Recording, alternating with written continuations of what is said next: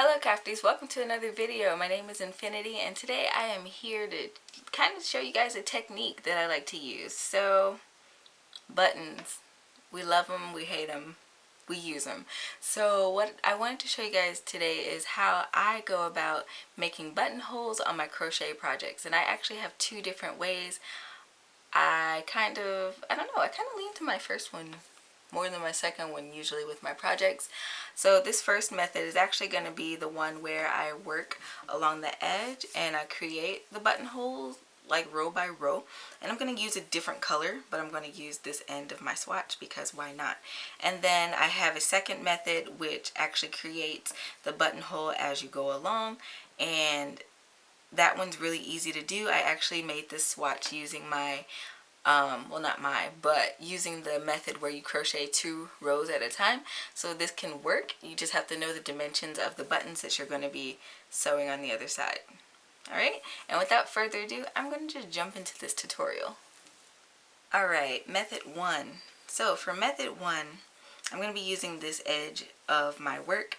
I'm going to pretend that it's a huge panel and I have a spot where I want to sew my buttons onto the other side.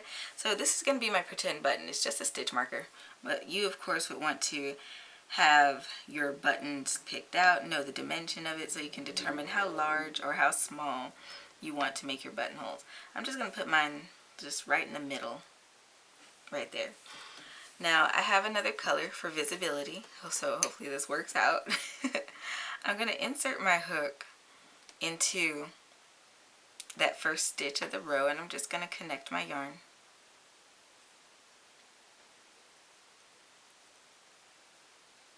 And I'm going to chain 1 to secure it. And I'm just going to make a row of single crochets along this edge.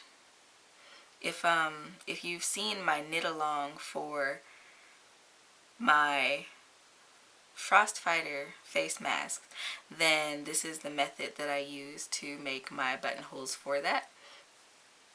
If any of you were wondering, I'm just going to single crochet all the way along my edge.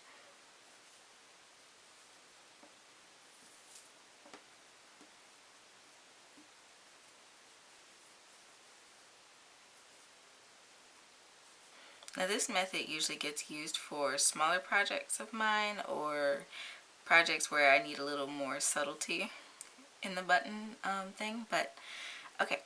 So now that I've reached the end of my row, I'm going to just kind of match it up like you would as though you were going to actually like sew a button onto a project. And I'm going to say, oh, my button is maybe 3 stitches wide. It's kind of what it comes up to the other side. So keeping that in mind, I'm going to chain 1. And this too depends on how tall your button is. So for argument's sake, let's say mine is like ½ an inch, so I need to double crochet, so I'm going to chain 2. I'm going to yarn over, and I'm going to half double crochet. And this works with single crochet as well as double crochet, so worry not. I happen to prefer to use the smaller stitches just because it over time causes less stretching in my project.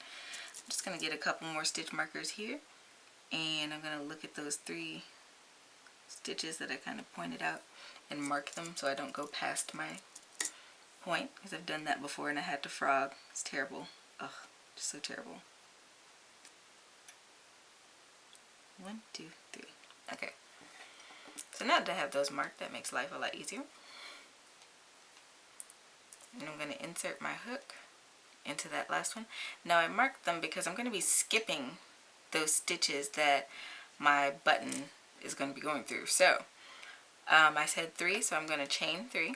1, 2, 3. And I'm going to skip 3. 1, 2, 3. And I'm going to yarn over, and I'm going to continue half double crocheting on the other side So I'm going to remove that stitch marker as well.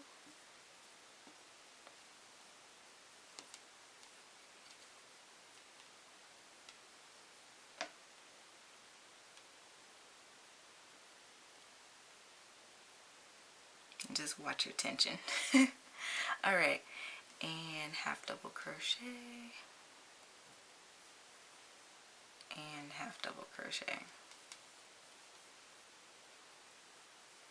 Alright, so essentially that's that, but you don't want a buttonhole where you have a chain just exposed, because it's subject to like warp and pull and tug, and you don't really want that. It's also subject to break.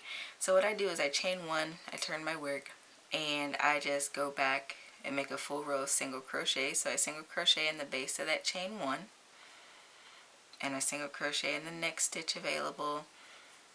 And depending on the yarn you use and all that gauge, wonderful gauge, I single crochet the same amount of stitches, or maybe one more, in that chain space.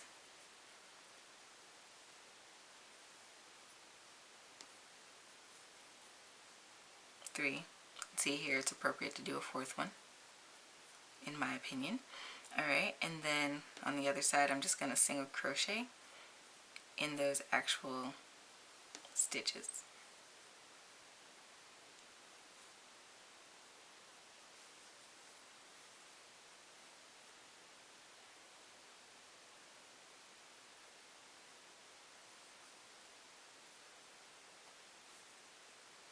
Alright, and this is how I go about that. Now, if you want to do an additional row of single crochet on top of this one, that's fine too, because that just makes it sturdier for you. Alright, and that's my first method. Now I'm going to move on to making my second method of buttonholes. Alright, method 2.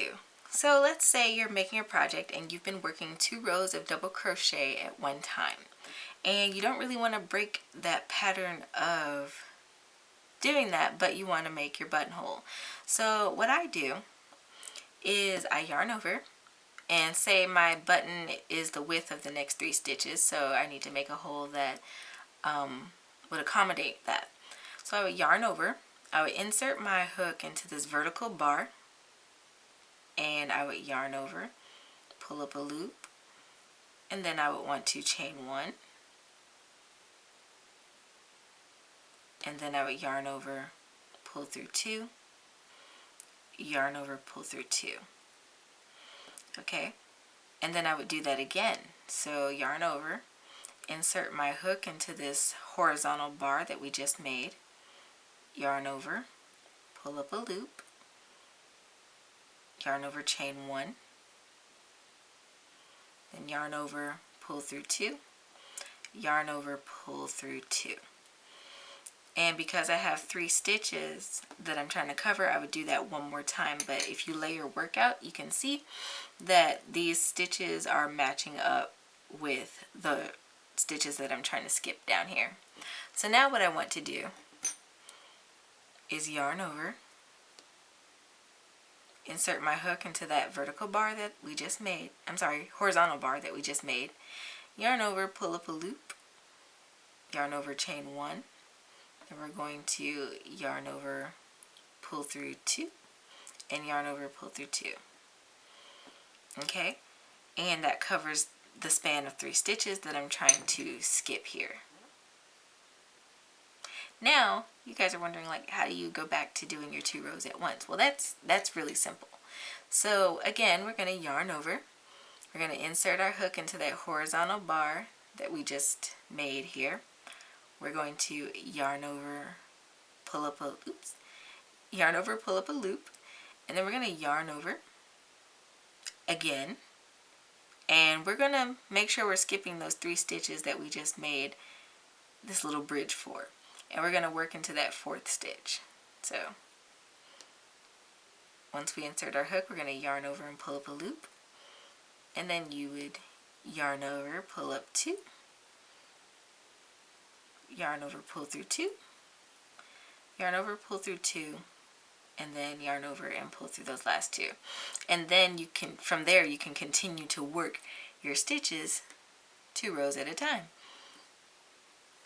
So, and you would just repeat that for as many intervals as you would need throughout your project, and then once you got to the end, you know, you border it off and all that wonderful stuff. I hope today's tutorial was helpful for you guys. If so, don't forget to leave me a thumbs up. You can comment down below, let me know how I did, or what types of content you would like to see in the future. I am on pretty much everything social media wise except for Snapchat, so there's a little something out there for everybody, so go ahead and check that out. Don't forget to check out my merch shop as well as my Etsy store. There's a lot of cool updates going on over there. And until next time, guys, happy making.